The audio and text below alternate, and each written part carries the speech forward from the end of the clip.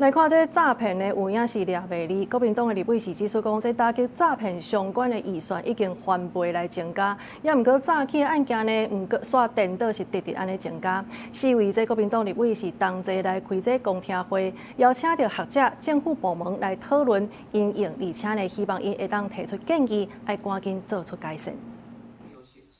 11月的诈骗受理案件呢，还是有13559件。 那财损金额仍然高达59亿9千多万了哈。国民党4位立委邀请学者、警政署、司法部等机关举行公听会，检视行政院打击诈骗的成果。因指出，台湾在114年度打诈相关的预算是73亿，是113年的4.8倍。不过，诈骗的案件却无明显减少，专家也提出建议。 诈骗集团它几乎100%，大概80%几乎都是使用境外的平台。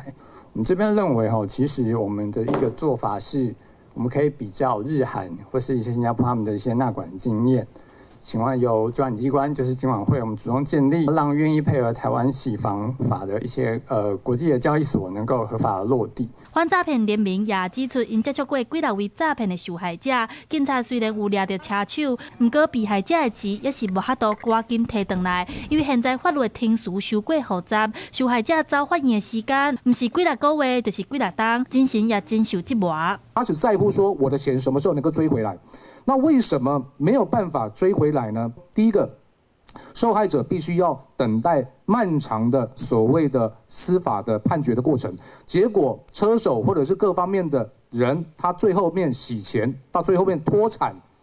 你法院给他一张债权凭证，请问一下，那张债权凭证有用吗？国民党立委也指出，目前诈骗主要是来面册 IG 找这几个国际平台，常常会出现各种的假广告和投资诈骗。国民党团呼吁行政院，莫干那限制小红书，其他国际平台嘛要强制要求，莫让台湾变作诈骗之岛。记者陈阿选、曾俊佑台北报道。